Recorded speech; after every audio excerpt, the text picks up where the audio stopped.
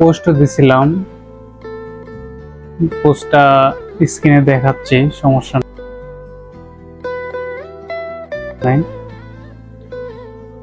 তো এটা দেওয়ার পরে আজকে আমি এক জায়গায় ঘুরতে গেছি। তো সে জায়গায় আমার চোখে হঠাৎ একটা জিনিস পড়লো। তো ভাবলাম যে এই বিষয়টা নিয়ে ভিডিও বানার দরকার। যে আমরা যাদেরকে গরিব বলি, এই ঢাকা শহরে যাদেরকে গরিব বলি, যে অন্যেরা গরিবের হক মাইরা খাইতেছে, অথবা এরা যে গরিবদের কিছু দেয় না, অথবা যারা কোরবানি দিচ্ছে তারা গরিবদেরকে কিছু সাহায্য করে না, এই টাইপের যেগুলো কথাবার্তা বলি আমরা। তো এই বিষয়ে আজকে এই টপিকটা, যে আমি এক জায়গায় ঘুরতে গেছি। তো হঠাৎ আমার চোখে পড়লো রাস্তার পাশে সারিবদ্ধ হয়ে কিছু দোকানদার, পেশাদার দোকানদার কিনা জানি না, তবে দোকানের যেগুলো সরঞ্জাম লাগে অথবা যেগুলো সরঞ্জাম থাকে দোকানের, ঠিক সেগুলো সবই আছে।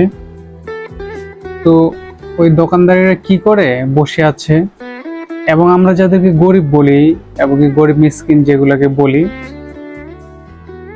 তো সেগুলা সেই মানুষগুলা যারা কুরবানি দেয়, যাদের বাসা বাসা গিয়ে তারা মাংস কালেক্ট করে, অথবা মানুষ যাদেরকে খাওয়ার জন্য দেয়, তারা কি করে সেই মাংসগুলো তারা নিজেরা না খেয়ে ওই জায়গায় গিয়ে বিক্রি করে দেয়। এবং এখানে মুনাফাটা লুটে নিচ্ছে ব্যবসায়ীরা। যেমন একটা গরিব মানুষের কাছ থেকে তারা মাংসটা কিনে নিচ্ছে 300 থেকে 400 টাকা, কিন্তু হাত বদল হতে 2-4 মিনিটের মাথায় সে মাংসের দাম বেড়ে হয়ে যায় 700 টাকা, 700 থেকে 750 টাকা। এটা নিজের চোখ দেখা বাস্তব, যার জন্য আজকের এই ভিডিওটা বানানো। তো আসলে এই সিন্ডিকেট এবং কি গরিব মানুষের হক হ্যান ত্যান এসব যত কিছু যাই বলি না কেন, আসলে এগুলো আমাদের নিজেদেরই।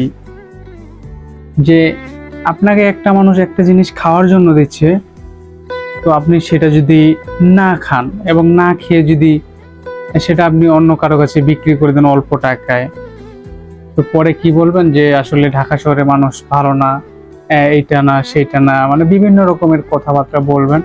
তো আসলে এটা বলা ঠিক না, যেটা বাস্তব সেটা বললাম।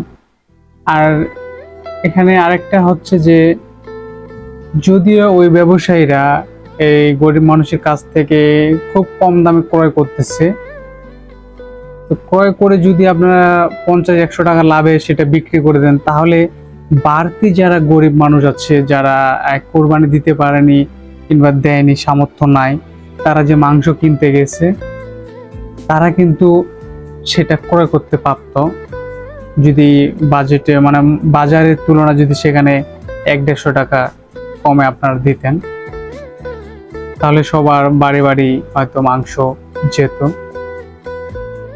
তো এখানে দোষটা দেব আমি কারে? আসলে আমরা যে ফেসবুকে স্ট্যাটাস দিই, এখানে সেখানে পত্রিকায় সাংবাদিক অনেকে, যে সময় টিভিতে দেখলাম আর নিউজ 24 দেখলাম যে মাংস দিতেছে না, গরিবের হক মাইরা খাইতেছে, এই করতেছে সেই করতেছে। আসলে এগুলো ভুয়া। যে গরিবের হক তারা মারে খায় না, দেয়, এক পিস হলেও দেয়, কিন্তু কি করে এই মানুষগুলা কয়েকটা বাসা গিয়ে অথবা কয়েক জায়গা থেকে মাংসটা কালেক্ট করে সে মাংসটা বিক্রি করে দেয়, যার কারণে তারা খাইতে পারে না এবং কি তারা বলতেও পারে না যে আসলে গরুর মাংস কেমন, কি খাইতে কেমন লাগে, কি সময়, এই ধরনের আর কি। তো আসলে যেটা যে জন্য প্রযোজ্য সেটা সেই কাজে লাগানো দরকার। আসলে মানুষ, আল্লাহ সবাইকে হেদায়েত দান করুক, আমি সহ সবাইকে আল্লাহ হেদায়েত দান করুক। বেশি কিছু বললাম না, শুধু যেটা বাস্তবে আজকে দেখলাম সেটাই আজকে বললাম আর কি। যে বাস্তব, আর সবসময় বাস্তব কথাগুলোই বলার চেষ্টা করি, কারণ সাদাকে সাদা কালাকে কালা বলতে হয়, অকালাল অথেন্টিক পিওর বাস্তব রিয়েল কথা বলতে হয়। কারণ মানুষ বর্তমান বাস্তব কথা ছাড়া কোনো কথায় বিশ্বাস করেন না।